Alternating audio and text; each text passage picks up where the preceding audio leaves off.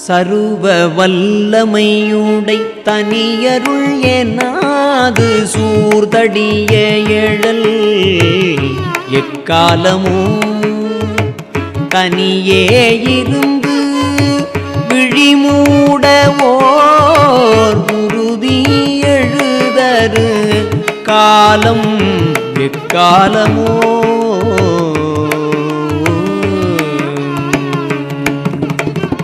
ஒரு புலன் எலாம் ஒருவி அறியாத புதுவிடம் புக்கு அணைவது எக்காலமோ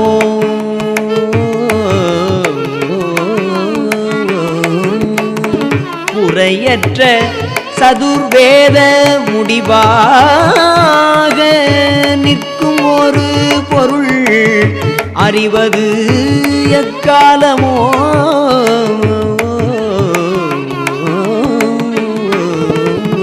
வருதலும் போதலும் இல்லாத ஒரு பெருவாழ்வு மறுவிடுவது எக்காலமோ வாய்த்த சன்மம் பழுதுபடுமோ என தினம் மயங்கும் என் முன்பு வந்து திருவளர் பரபிரம்ம அருள் நிறுவி ஆளரோ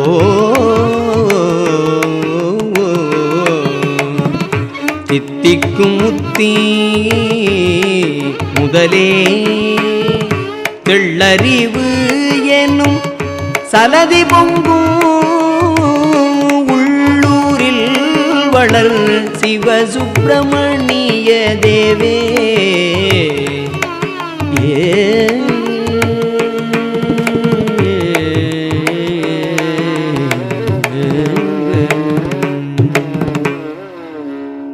அடியார் பெருமக்கள் அனைவருக்கும்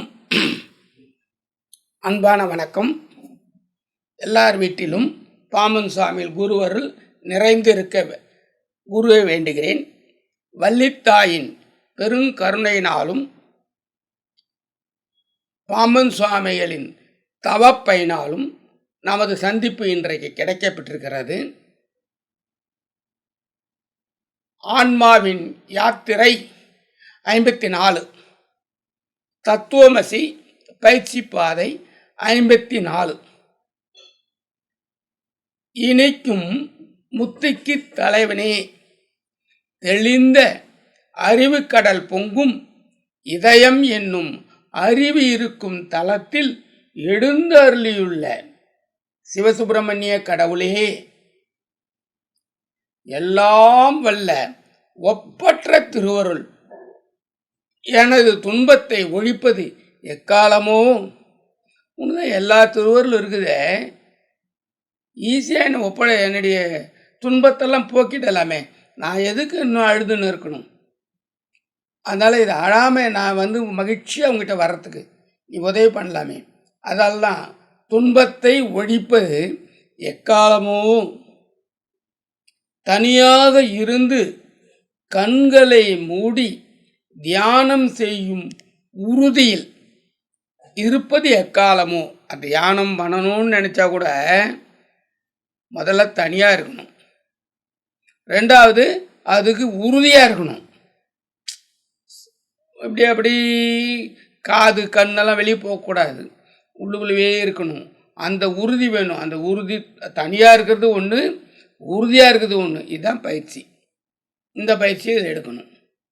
அடுத்தது 3வது, மெய் வாய் விழி நாசியோடு செவியாம் ஐவாய். அந்த 5 புலன்களின் புலன்களினால போரில் இருந்து விடுதலை பெற்று ஒரு பூதரும் அறியாத தனி வீட்டில் உணர்வு அற்று நிற்பது எக்காலமோ. இந்த அளவுக்கு நம்ம இந்த 5 பொறிகள் தான் நமக்கு வெளியே டிஸ்டர்ப் பண்ணுறதே.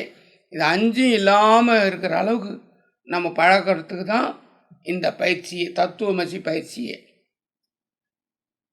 4 வேதங்களின் முடிவான பொருளை அறிவது எக்காலமுன்னு வரும்.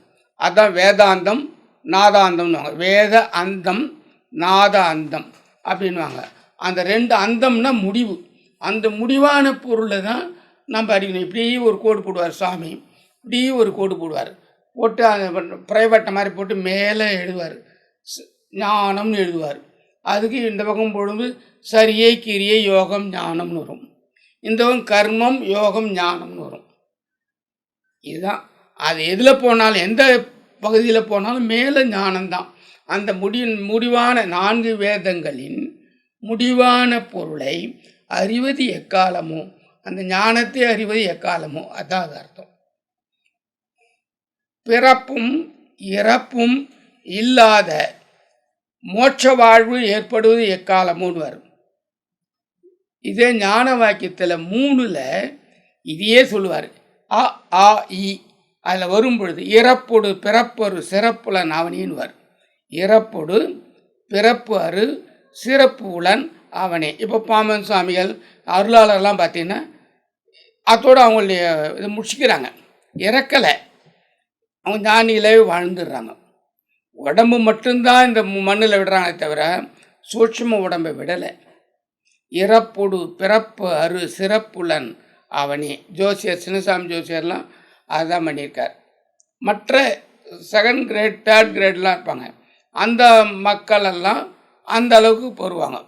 பாமன் சுவாமி பட்டினத்தார் அருணகிரிநாதர் பத்திரிகைலாம் உயர்ந்த நிலை ஞானிகள். நம்ம ஓரளவுக்கு அந்த இடத்த தொடரவங்க, ரீச் ஆகிறவங்க. அதில் இறப்பொடு பிறப்பு அரு சிறப்புலன் அவனேன்னு வரும். அதே இதைத்தான் இதில் சொல்லும் பொழுது பிறப்பும் இறப்பும் இல்லாத மோட்ச வாழ்வு பெறுவது எக்காலமும், அதுதான் தத்துவமசி. இப்போது கிடைத்த இந்த மனித பிறவி வீணாகுமோ, இதில் தான் நம்ம பண்ணணும், இதை நம்ம வீணாகிடுமோ அப்படின்ற ஒரு கவலை வந்துடுது. இதிலே ஏதாவது பண்ணி முயற்சி பண்ணி தப்பிக்கணும். அதனால் ஏன்னா மையல் வரும், இப்போது கிடைத்த மனித பிறவி வீணாகுமோ என மயங்கும் என் முன்பு வந்து என்னை ஆட்கொள்வாயாக. என் முன்பு வந்து என்னை ஆட்கொள்ள நம்ப முடியாது, வேறு ஏதாவது மாயைகள்லாம் வந்துடும். அதில் நீயே என்கிட்ட வந்து என்னை முன்னாடி வந்து நின்று என்னை நீ எப்படியே ஆட்கொள்ளணும் அப்படின்னு சாமி வந்து இதில் இந்த திருச்செய்யுள்ள 54வது திருச்செய்யுள்ள சொல்கிறாரு.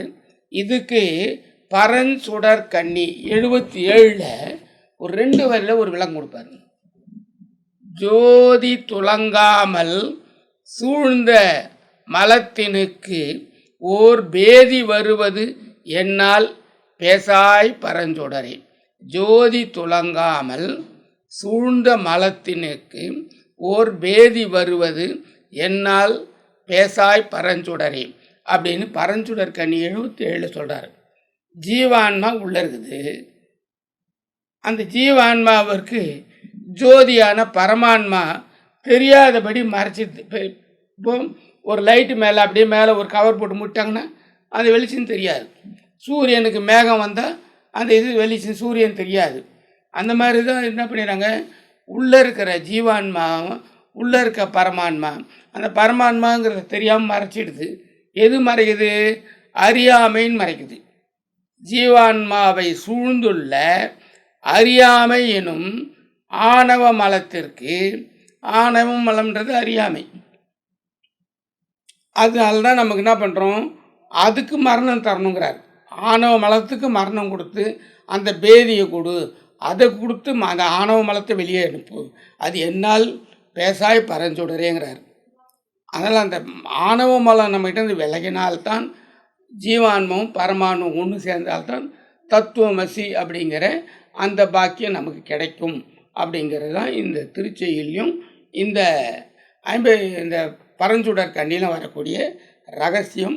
இதை நாம் புரிஞ்சு உணர்ந்து வாழ்ந்து வெற்றி பெறுமாறு அன்போடு கேட்டுக்கொள்கிறேன். வணக்கம்.